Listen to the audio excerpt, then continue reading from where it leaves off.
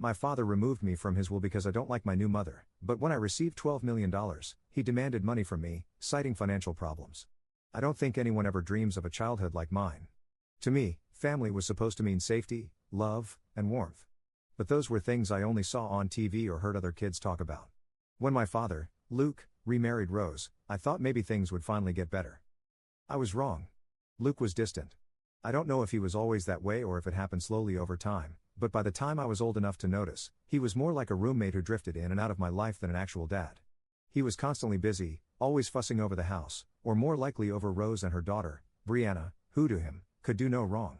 It felt like I was the extra in a play where I was meant to be the main character. But instead, I was the outsider, the one person who never quite fit. From the start, Rose didn't try to hide her feelings about me. She acted like my very existence was a problem she had to deal with and not in some subtle, I'm the woman of the house way. No. She was obvious, loud, and relentless about it. There was this disgust in her eyes whenever she looked at me, like I'd interrupted her perfect life just by being around. She wasn't shy about her opinions either. Every little thing I did was wrong, and she made sure I knew it. James, why can't you be more like Brianna? She'd sneer, crossing her arms and shaking her head at me over the dinner table where every meal was a test I seemed to fail. Brianna, of course, was the golden child. She was Rose's daughter from her first marriage. And though she was just a year older than me, she had this quiet confidence that made everyone love her, or at least that's how it seemed to me. Brianna wasn't mean to me outright, but she didn't make it easier either. She watched me the way her mom did with this smug indifference, like she knew I'd never be part of their world. I felt so alone in that house. My dad, Luke, seemed to lose his voice whenever Rose was around. He'd smile and nod at her. His eyes soft with this strange mixture of adoration and fear. It was like he'd forgotten I existed most of the time, only acknowledging me when Rose or Brianna wasn't around. The few times I did ask him why he let Rose treat me the way she did, his responses were evasive, like he was too tired to even think about it. James, she's just strict. She wants the best for you. He'd say in that empty tone, not even looking at me as he spoke. I stopped asking him after a while, but it wasn't just words. Rose wasn't afraid to make sure I stayed in my place. I remember one time, I'd come home from school with a report card that wasn't perfect, mostly B's with a couple of A's. I thought I'd done well, considering how I had to sneak in study time with all the chores Rose assigned me. But as soon as I handed it to her, I knew it wouldn't be enough. This is what you call effort, she snapped, her voice dripping with disdain. She crumpled the paper in her hand, throwing it back at me. James, why can't you be like Brianna? Do you see this? She pulled out Brianna's report card from the table drawer, showing off a perfect row of A's as if it were a piece of art. I wanted to yell, to tell her how unfair she was being, how much harder it was for me. But when I opened my mouth, the words caught in my throat, and all that came out was a weak, "I'm trying." She shook her head and muttered, "Try harder," before ordering me off to my room. And Leon? He just watched. He always just watched, a small sad smile on his face as if he was sorry but too afraid to say anything. I'd sit in my room, sometimes for hours, just staring at the walls, feeling like I was sinking into the floorboards. Those walls were the only things that heard my voice. The only things that seemed to hold my pain. They didn't judge. They didn't ignore. And they didn't make me feel like I was a mistake. There comes a point when you just can't take any more. And for me, that moment came one night after an argument that left me shaking. I was 17 weeks away from graduation, and I'd stayed up late finishing a school project. Rose had stumbled in late from some work gathering or whatever. Reeking of alcohol, she took one look at me, slouched over my books at the kitchen table and sneered, "What? You think you're gonna get somewhere with that nonsense? Who do you think you are?" Something in me snapped that night. I didn't even respond. I just went to my room, shut the door, and sat there in the darkness, my head buzzing with one thought. I had to leave. I had to get out of this house before it swallowed me whole. The next morning, I walked to school feeling different, like a door had opened that I hadn't noticed before. My best friend, Sarah, noticed it too. Sarah was a quiet, steady presence in my life. Someone who didn't pry but was always there when I needed her. She'd known about my family situation for years. And while I'd never told her everything, she understood enough. That morning, she looked at me with a mixture of worry and relief when I told her, "I'm leaving. I can't stay there anymore." Sarah nodded, not saying a word, just holding my hand. It felt like the first time someone had truly been on my side. That evening, I packed a bag with a few clothes, some cash I'd saved from tutoring sessions, and my favorite books. Pieces of comfort I wasn't willing to leave behind. I didn't tell Leon or Rose. I didn't want their voices in my head. Didn't want them dragging me down just as I was getting up the courage to break free. But, of course, things weren't that simple. Leon noticed the bag the moment he saw me in the hallway. He stood there, his gaze flicking between my face and the duffel bag as if trying to process what was happening. "James, what are you doing?" His voice was thin, wavering, but not with the fear I'd expected. There was a strange calmness there as if he'd known this was coming. "I'm leaving, Dad. I can't live here anymore." The words came out stronger than I'd imagined. A force I didn't know I had in me. He blinked, his mouth opening slightly before closing again. Then he laughed. A soft, bitter sound. "And where do you think you'll go? You don't have anything, James.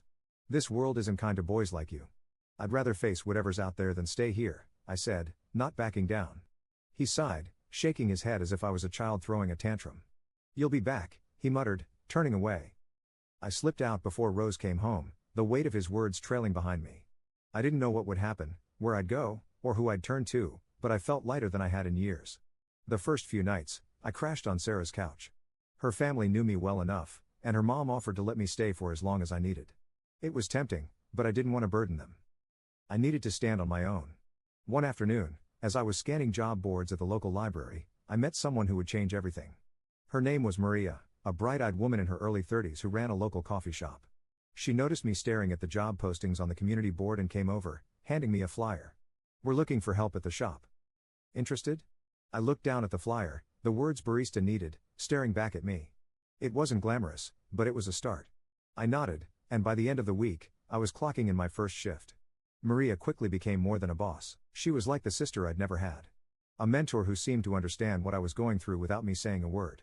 She'd been through her own battles, and there was a strength in her that I admired deeply. She'd give me extra shifts when I needed them, slip me a sandwich when she thought I looked tired. And once, when she caught me crying in the break room, she just sat with me, her hand on my shoulder. Living independently was harder than I'd imagined.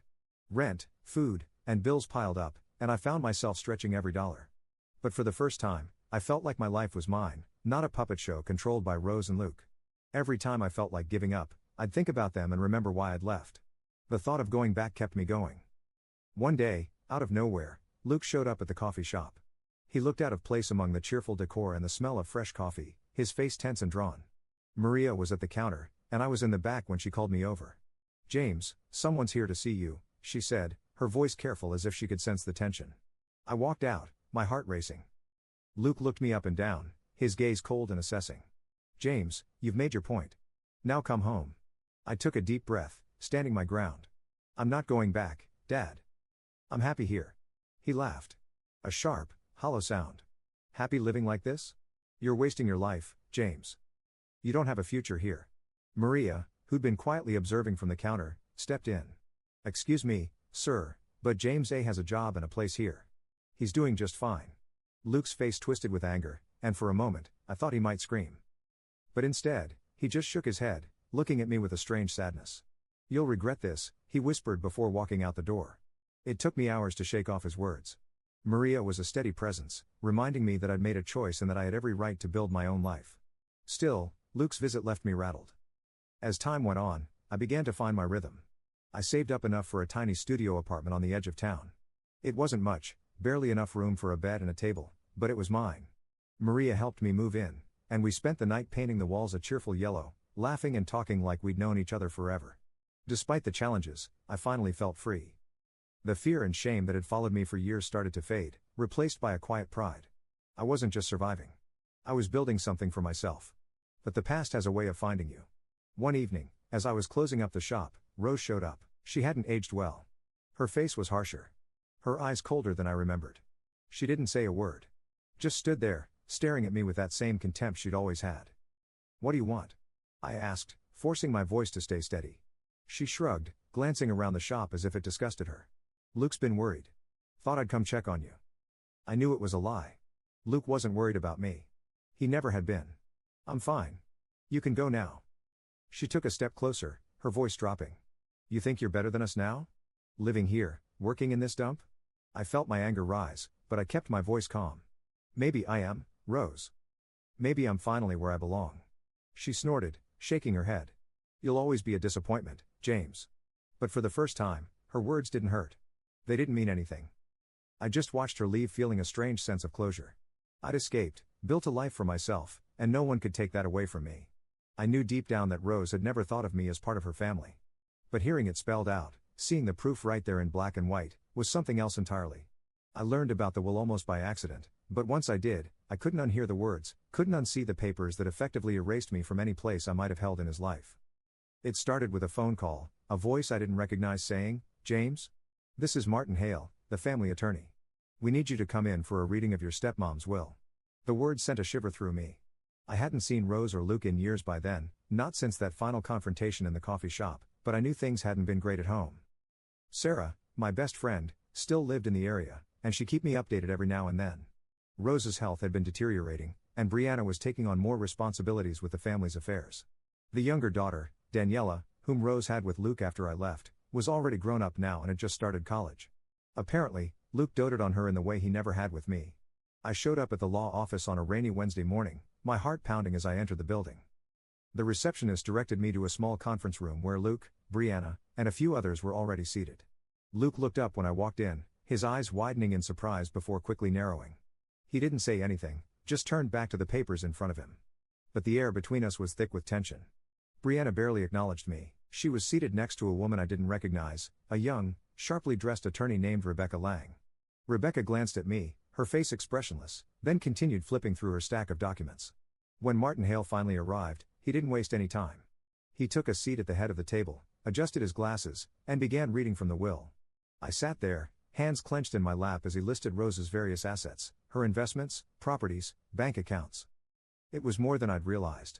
All of it sounded so far removed from my life, like he was reading off a shopping list for someone else's family. Then Martin paused, looking around the room before he continued. "To my daughters, Brianna and Daniela, I leave the entirety of my estate to be divided equally between them. This includes all properties, financial accounts, and any remaining personal assets." I waited, holding my breath, waiting to hear my name. But it didn't come. The silence stretched on. And when I finally looked up, I saw Luke watching me with a satisfied look as if this had been the final move in a game he'd been waiting to win. That's it. I managed to choke out, my voice barely above a whisper. Martin gave me a sympathetic look. "I'm sorry, James. Rose didn't leave any provisions for you in her will." The words felt like a punch to the gut. I sat there staring down at my hands, feeling a strange numb emptiness. It wasn't about the money. I'd made a life for myself without their help. But this was a final confirmation, a rejection that hit me in a way I hadn't anticipated. I'd always known I was an outsider, but hearing it made official was something else entirely. After the meeting, as people were filing out, Rebecca, the attorney I'd noticed earlier, came over and quietly handed me her card. "If you have any questions, don't hesitate to reach out," she said, her voice low and calm. There was something in her tone, a flicker of empathy that I wasn't expecting. I took the card, nodding, too stunned to say much else. I left the law office in a daze, the rain pounding down around me. Sarah called that evening and I told her everything. The words tumbling out before I could stop myself. She listened silent and steady, letting me pour it all out until I was hoarse. "They've always treated you like this, James. This doesn't change who you are," she said, her voice gentle but firm. "But it feels like, I don't know, like I was never really there." I whispered, my voice barely audible. "You were there," she insisted. "You've just built something better for yourself, and they don't know how to handle that." Over the next few weeks, I tried to put it behind me. I buried myself in work, in the life I'd built, trying to ignore the ache that lingered. But it seemed like no matter where I went, I couldn't escape it. One night, Maria, my boss at the coffee shop, found me sitting in the break room, staring off into space. "Hey, you okay?" she asked, sitting down across from me. I shook my head, unable to find the words. But Maria didn't push. She just sat there with me, her hand resting on mine. A silent presence that reminded me I wasn't alone. It was around this time that Rebecca, the attorney, reached out to me again. She'd left a voicemail saying she had some information that might be relevant to me. Part of me wanted to ignore it, to pretend I didn't care, but curiosity won out. I called her back and agreed to meet. We met at a small cafe where Rebecca laid out a few documents in front of me. "I did some digging," she said, her voice careful. "Rose didn't mention you in the will, but there were some unusual discrepancies in her financial records. I thought you might want to know." My heart pounded as she explained that Rose had set up several funds in Brianna and Daniela's names over the years, transferring large sums of money out of her personal accounts. It wasn't illegal, but it felt like another slap in the face. A reminder that she'd always planned for them, always put them first. While I'd been left to fend for myself, Rebecca looked at me, her expression softening. "I know this is a lot to process, but if you ever need help or even just someone to talk to, I'm here." That night, I sat alone in my apartment. The weight of everything pressing down on me, the will, the rejection, the years of feeling like an outsider, it all felt like too much. I thought about calling Luke, confronting him, demanding answers, but I knew it wouldn't change anything. Over the next few weeks, I started seeing a therapist, someone Maria recommended. Dr. Green was a calm, kind woman with a gentle voice who helped me start to untangle the web of emotions I'd been carrying for years. In our sessions, I began to see that my family's rejection didn't define me, that their decision to exclude me was a reflection of them, not me. One day, while going through old photos, I found one of myself as a little boy smiling at the camera with a spark of joy in my eyes. Looking at that picture, I felt a surge of protectiveness. That boy deserved better, and it was up to me to give him the life he should have had. The will, the exclusion, the years of feeling like I didn't belong. All of it was painful, but it didn't have to control me. I built a life for myself. One filled with people who cared, who saw me for who I was. And that was something Rose could never take away. The call that changed my life came on an ordinary Tuesday afternoon. I was wiping down tables at the cafe, getting ready to close up, when my phone buzzed with an unknown number. Normally, I'd ignore it, but something made me answer. The voice on the other end was calm, professional, with a faint British accent. "Hello. Is this James Walker?" the man asked. "Yes. Speaking," I replied, wiping my hands on my apron. "My name is Andrew Thompson. I'm calling on behalf of the law firm representing the estate of your late aunt, Mary Benson. Do you have a moment to speak?" I froze. Aunt Mary? I'd only met her a handful of times as a kid. She'd been my father's older sister, a mysterious woman who lived halfway across the country. My memories of her were fuzzy. Mostly images of a tall woman with an air of elegance and independence, always dressed in bold colors, always moving around with a purpose. She was one of those people you'd never forget, even if you didn't know them well. "Yes, I remember her," I said slowly, trying to process what he'd said. "But why are you calling me?" Andrew paused before responding. "Your Aunt Mary passed away a few months ago, and in her will, she named you as one of her beneficiaries. I'd like to set up a time for you to come to our office and discuss the details." Beneficiary. The word hung in the air as unreal as if he'd told me I'd won the lottery. I stammered out a response, agreeing to meet him at the law firm the next day. That night, I lay in bed, my mind racing. Aunt Mary's death was a shock, but the idea that she'd left me anything was almost impossible to grasp. We hadn't been close. She was more like a distant legend in my family. What could she possibly have left me? The next morning, I arrived at the law firm early, my nerves buzzing. The office was located in an elegant old building downtown, the kind of place I'd never imagined myself stepping into. Andrew Thompson met me in the lobby, a tall man in a sharp suit with a serious but kind face. He led me to a small conference room where he handed me a thick envelope. "These are the details of your aunt's estate," he explained, watching me carefully. "I understand this may come as a shock, but Mrs. Benson's assets amount to approximately $12 million. She left all of it to you." For a moment, I couldn't breathe. $12 million? My hands trembled as I held the envelope. My mind reeling. It felt like the universe had flipped upside down. Like reality itself had bent into something unrecognizable. Are you sure?" I whispered, barely able to find my voice. Andrew nodded, his expression gentle. "Mrs. Benson was very clear in her wishes. She wanted you to have the entirety of her estate." I sat there, stunned as he went over the details. Aunt Mary had left me her mansion, a sprawling estate in Connecticut, along with various investments and accounts. The wealth was overwhelming, a sum I couldn't even comprehend. I'd spent my life scraping by, counting every penny, and now, suddenly, I was a millionaire. As I left the office, clutching the envelope to my chest, I felt like I was walking in a dream. The air outside was crisp, the city bustling around me, but everything felt distant, like I was floating above it all. I couldn't believe it. I'd gone from struggling to make ends meet to having more money than I could ever need. When I got back to my apartment, I sat on the couch, staring at the envelope, the shock slowly turning into a kind of giddy disbelief. I called Sarah, my voice shaking as I told her the news. She was silent for a moment before bursting into laughter. "James, are you serious? This is insane." "I know," I said, laughing along with her. My heart pounding. "I don't even know what to do with it. It doesn't feel real." Over the next few days, I started making plans. The money opened up a world I'd never even considered. I could buy my own place, maybe even travel, finally get away from the shadow of my past. But as exciting as it was, there was a strange sadness that lingered. Aunt Mary had left me everything, yet I barely knew her. I found myself wondering about her life, her choices, and why she'd chosen me to inherit her fortune. One afternoon, I decided to visit the mansion. I'd never seen it, only heard stories about the grand house where Aunt Mary had lived. When I arrived, I was struck by the sheer size of it. A sprawling estate surrounded by towering oak trees with ivy creeping up the walls. The house was beautiful, elegant yet mysterious, much like the woman who had owned it. I wandered through the rooms, each one filled with remnants of Aunt Mary's life. The furniture was tasteful, carefully selected, and the walls were lined with bookshelves overflowing with novels, poetry, and memoirs. I felt a strange connection to her as I explored, as if I was piecing together the life of a woman I'd always wanted to know but had never been given the chance. In the study, I found a photograph of Aunt Mary as a young woman. She was stunning with the same confident expression I remembered from my childhood. I couldn't help but wonder what had driven her to leave everything to me, a nephew she barely knew. As I looked around the room, I felt a sudden resolve. I wanted to honor her memory, to live up to the trust she'd placed in me. In the weeks that followed, I began to settle into my new life. I bought a small condo in the city, a beautiful space filled with light, where I could finally feel at home. I quit my job at the coffee shop, though saying goodbye to Maria and my coworkers was harder than I'd expected. They'd been my family, my support system, and leaving them felt like closing a chapter of my life. But as grateful as I was, the inheritance brought complications I hadn't anticipated. News of my windfall spread quickly, and soon, people I hadn't heard from in years started reaching out. Old acquaintances, distant relatives, even high school classmates I barely remembered suddenly wanted to reconnect. It was as if the money had turned me into someone else, someone they wanted to know. Luke and Brianna too, found their way back into my life. It started with a letter from Luke, a neatly written note that arrived in the mail one evening. He didn't apologize, didn't even acknowledge the years of neglect, but he wrote about how proud he was of me, how he'd always known I'd be successful. The words felt hollow, a desperate attempt to rewrite history now that I had something he wanted. A few days later, Brianna showed up at my condo, unannounced.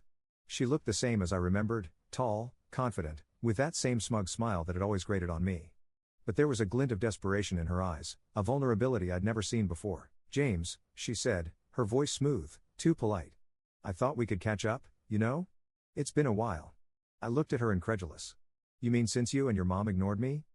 Since you made it clear I wasn't part of the family?" She shifted uncomfortably, forcing a smile.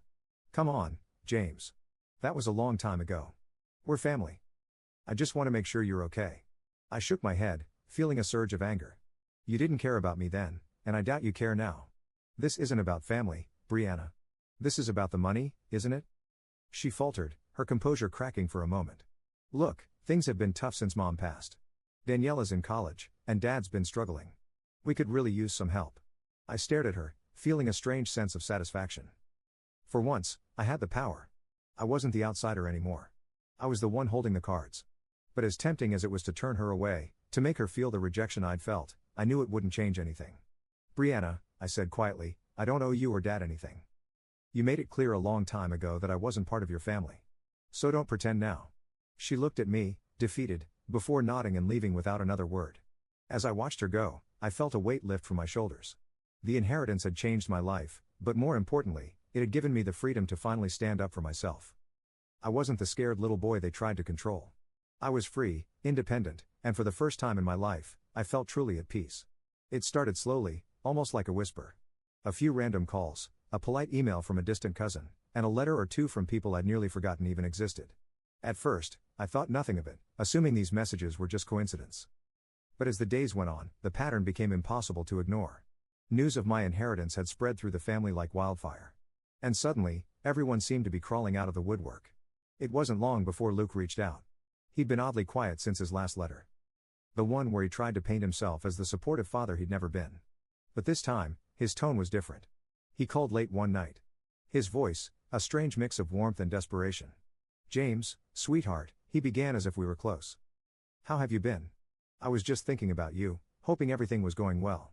I nearly laughed out loud at the insincerity dripping from his words, but I held my tongue playing along to see where this was going. "I'm fine, Luke. Just busy settling into everything." There was a pause, then a sigh. "James, you know, things have been a little hard for us lately. I mean, with your mother's passing and all, it's been quite the struggle." His voice cracked as if he was trying to muster up tears.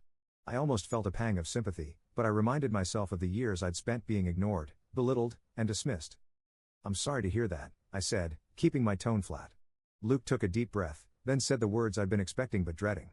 "I was thinking, with everything you've inherited, maybe you could help us out a little? You know, as a family," there it was. The family card. The one he'd never played when I was a child or a teenager or even a young adult trying to make ends meet. Now, all of a sudden, I was family.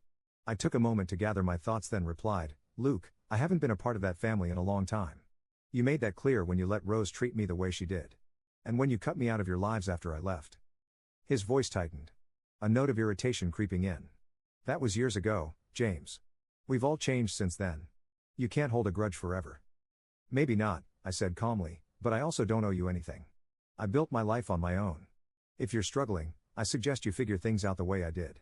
The line went silent and for a moment, I thought he'd hung up. But then he spoke, his voice cold. Fine. If that's how you want to be. But don't think for a second that I'll just forget about this. We are your family, whether you like it or not. And families help each other. He hung up, leaving me sitting there, stunned and furious. His words echoed in my mind for days, eating away at the resolve I tried so hard to build. It felt like every time I took a step forward, they found a way to drag me back to remind me of the twisted loyalty they thought they deserved. But Luke was only the beginning. Over the next few weeks, I started receiving letters from Rose's side of the family, people I barely even remembered. An uncle named Steve, a cousin named Lisa, and a distant aunt named Karen all seemed to appear out of nowhere, each with their own sob story and plea for help. One evening, I found myself opening a letter from Karen, a woman I hadn't seen since I was a kid. The letter was long, full of flowery language and endless tales of hardship. She described how her husband had lost his job, how her children were struggling in school, how they were on the verge of losing their house. I almost felt sorry for her, but the tone of entitlement beneath her words was impossible to ignore. James, she'd written, you've been so blessed, and it would mean the world to us if you could spare just a small portion of your inheritance. We're family after all. The phrase "we're family" seemed to have become a mantra. A spell they thought would open the floodgates to my newfound wealth. But the more they pushed, the stronger my resolve became. I'd spent years scraping by, struggling to build a life for myself. Now that I'd finally found stability, they wanted to take it away, to claim a piece of it for themselves. One afternoon, just when I thought I'd seen it all, Brianna showed up unannounced. I opened the door to find her standing there, looking disheveled and anxious. She'd always been so composed, so sure of herself. But now she looked almost desperate. James, she said, her voice low. I need to talk to you. I stepped aside, letting her in, though every instinct told me to keep the door shut. She walked into my living room, glancing around as if she hadn't expected me to be doing so well. It was a small victory, seeing the surprise in her eyes. Brianna, what do you want? I asked, crossing my arms. She sighed, running a hand through her hair. Look, I know things haven't always been great between us. But the truth is, I need help. We all do. I raised an eyebrow, waiting for her to continue. After Mom passed, things have been rough. The business she left behind isn't doing well. And with Daniela in college, it's just a lot. And Dad, well, he's not handling things well. I felt a pang of anger at the mention of Luke, but I kept my expression neutral. I'm sorry to hear that, I said, my voice calm. But I don't see how that's my responsibility. She looked at me, a mixture of frustration and disbelief on her face. James, we're family. Isn't that supposed to mean something? I stared at her, wondering how she could stand there and say that after everything I'd been through. Family, I repeated. My voice icy. You mean the family that ignored me, excluded me, and made it clear I didn't belong? The family that decided I wasn't worth anything until I had money? Brianna opened her mouth to respond, but I cut her off. Let me be clear, I said, my voice firm. I built this life on my own. I didn't get any help from any of you, and I don't owe you anything. You can either accept that or leave. She stared at me, a flicker of something like guilt in her eyes before finally nodding. Without another word, she turned and walked out, leaving me standing there, my heart pounding. After that, the letters and calls stopped. It was as if they'd finally realized that I wasn't going to give in, that I wasn't the scared, lonely boy they'd once known. I'd built a life for myself, one that I was proud of, and no amount of manipulation or guilt was going to take that away from me. It was as if my family was on a mission, dead set on squeezing every ounce of sympathy and dollar they could for me. After Brianna's desperate visit, the pressure only escalated. The calls and messages started again. But this time, they were less subtle, more aggressive. It was like they'd stripped away any pretense of kindness and gone straight for the jugular. Luke called almost every other day, alternating between tearful pleas and outright anger. James, how can you be so heartless? He'd sobbed. We're your family. After everything we've been through, don't you think you owe us something? It didn't stop there. My uncle Steve, who'd barely been in my life before, sent a long email accusing me of being selfish and greedy, reminding me of all the good times we'd shared when I was young. Memories that, as far as I could tell, only existed in his imagination. Each message was laced with guilt and entitlement, as if I'd somehow cheated them out of their rightful inheritance. One day, Luke showed up at my condo. I opened the door to see him standing there. His face lined with frustration and what looked like a forced sadness. I hesitated, but he pushed past me, making himself comfortable on my couch. Dad, you can't just barge in here, I said, trying to keep my voice calm. He looked around, his eyes landing on the decor. The little touches I'd added to make the place my own. You live in such luxury, James. Do you even realize how selfish you're being? He sneered. I crossed my arms, refusing to let him get under my skin. Luxury? I live in a one-bedroom condo and work for everything I have, Luke. He sighed dramatically as if he was already exhausted. This is more than enough for one person. Meanwhile, your family is suffering. You know, Daniela's tuition isn't cheap and Brianna's struggling with the business. I interrupted him, unable to keep the anger out of my voice. And that's my responsibility. How? You made your choices, Luke. And so did Rose. You chose to push me aside to treat me like I was nothing. Now that I have something you want, I'm suddenly family? His face twisted with a mixture of anger and frustration, but he said nothing. After a moment, he stormed out, slamming the door behind him. A few days later, I received a letter from a lawyer representing my family. Apparently, they were trying to stake a claim on Aunt Mary's inheritance, citing family obligation and claiming that my selfishness was causing them hardship. I didn't know whether to laugh or scream. It was absurd, but it felt like a betrayal on a level I couldn't fully process. They turned to legal threats, trying to manipulate me into giving them what they felt they were entitled to. I immediately called my own attorney, Rebecca Lang, the same lawyer who'd guided me through the initial inheritance process. She was a tough, no-nonsense woman who had a way of making people take her seriously. When I told her about the letter, she didn't seem surprised. James, these things happen all the time, she said, her voice calm and reassuring. People get desperate when they feel entitled to something they don't have. Let's take a closer look at their claim and see what we're dealing with. She dug into the documents they'd sent, sifting through the legal jargon and fake claims they'd cobbled together. Within days, she'd uncovered the truth. It was all a sham. The documents they'd submitted were forged, a clumsy attempt to blackmail me into giving them a share of the inheritance. They'd even gone so far as to falsify signatures and had fake financial hardships to back up their claim. Rebecca called me into her office with a triumphant smile. James, they're bluffing. Every document they submitted is either falsified or exaggerated. They have no legal standing whatsoever. A wave of relief washed over me, but it was quickly replaced by a deep simmering anger. How far were they willing to go? They lied, schemed, and tried to manipulate me. All in the name of family. I felt like I was seeing them for the first time, stripped of the masks they'd worn for years.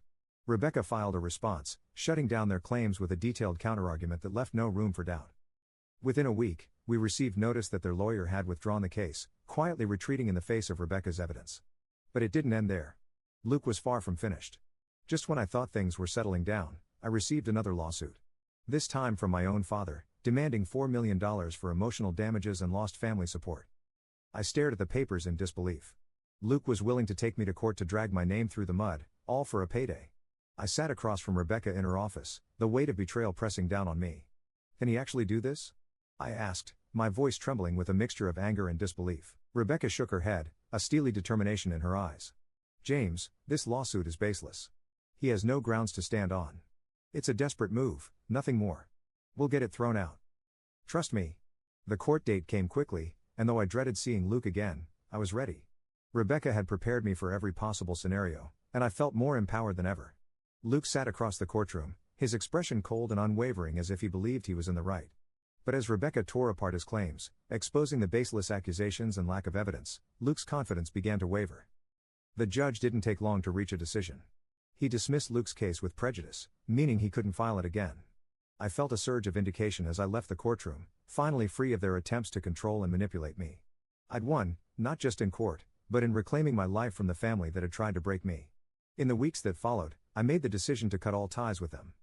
It wasn't easy, but I knew I couldn't keep letting them poison my life. I blocked their numbers, deleted their messages, and instructed Rebecca to handle any further communications. I was done with the lies, the manipulation, the endless cycle of betrayal. Instead, I turned my focus to the people who'd been there for me through everything. Sarah, Maria, and a few close friends who'd supported me without question.